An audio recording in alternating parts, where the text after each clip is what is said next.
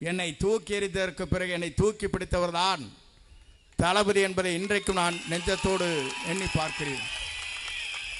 ஏன் அதை சொல்லுகிறேன் சொன்னால், இன்று இருப்பவருடைய நிலை வேறு, ஆனால் இங்கே அமர்ந்து கொண்டிருப்பவருடைய நிலை வேறு, நாளை ஆளப்போகிற நிலையே வேறு என்பதை நான் அறிவேன். நான் இதை குறிப்பிடுவதற்கு காரணம்,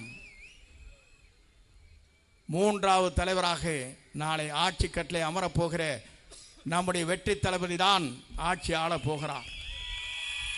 நான் அதை குறிப்பிடுவதற்கு காரணம், எல்லா இயக்கங்களும் இருக்கின்றவர்கள் வியந்து போயிருக்கிறார்கள். நாட்டிலே நாம் இன்றைக்கு கடலூரிலே பேசுகிறோம், கடலாக மக்கள் இங்கே கூடியிருக்கிறார்கள். அனுமதி ஒரே நாள்தான். நம்மை வெல்வதற்கு எந்த சக்தியாலும் முடியாது என்பதை இந்த கூட்டம் இன்றைக்கு எடுத்து காட்டிக் கொண்டிருக்கிறது. ஏன் என்று சொன்னால், இந்த கூட்டத்தை கூட்ட வேண்டும் என்று சொன்னால் மாற்றுக் கட்சியை சார்ந்தவர்கள் இதற்கு 2 கோடி ரூபாய் செலவு செய்ய வேண்டும்.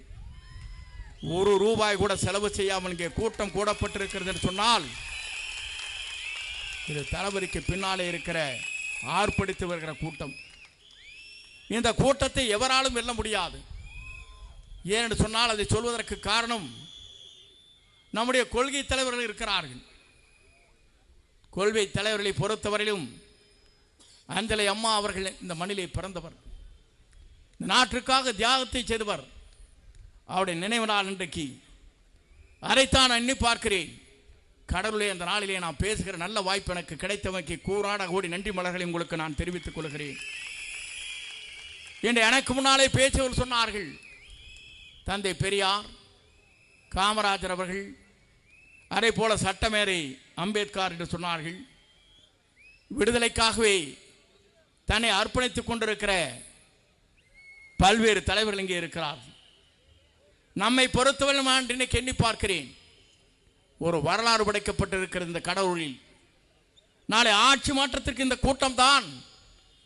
நான் பார்க்கிற போது இங்கே குறைவான கூட்டம் இருக்குமா என்று நான் எண்ணி வந்தேன். ஆனால் வெற்றி விழா கூட்டத்தை போல இங்கே கூட்டம் கூடியிருக்கிற காட்சியை நான் காணுகிற போது,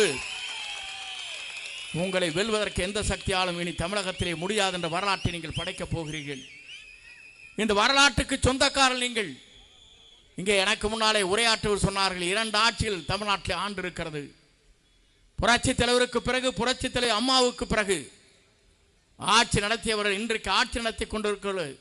அத்தனை பேருக்கும் நான் இன்றைக்கு சொல்கிறேன், இன்றைக்கு திராவிட முன்னேற்ற கழகத்தை ஆட்சி கட்டிலிருந்து தூக்கி எறிவதற்கு ஒரே சக்தி தான் நம்முடைய தளபதி ஒருவரால் தான் முடியுமே தவிர எவராலும் முடியாது என்பதை நாட்டு மக்கள் ஏற்றுக்கொண்டிருக்கிறார்கள். நீங்கள் கவலைப்பட தேவையில்லை. சில பேர் இடையிலே வருகிறார்.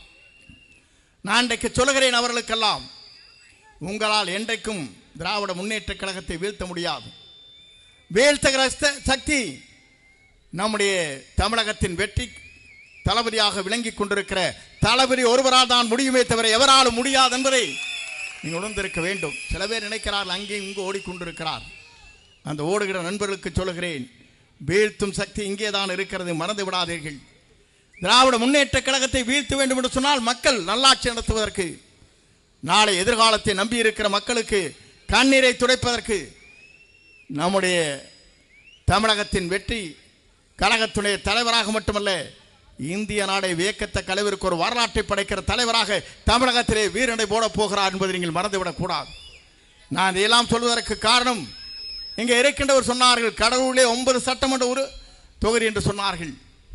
கன்னியாகுமரியிலிருந்து சென்னை வரையிலும் 234 தொகுதியிலும் அவர்தான் வெற்றி பெறுவார், யாராலும் மாற்றி காட்ட முடியாது என்ற வரலாற்றை தமிழகத்திலே நாம் படைப்போம்.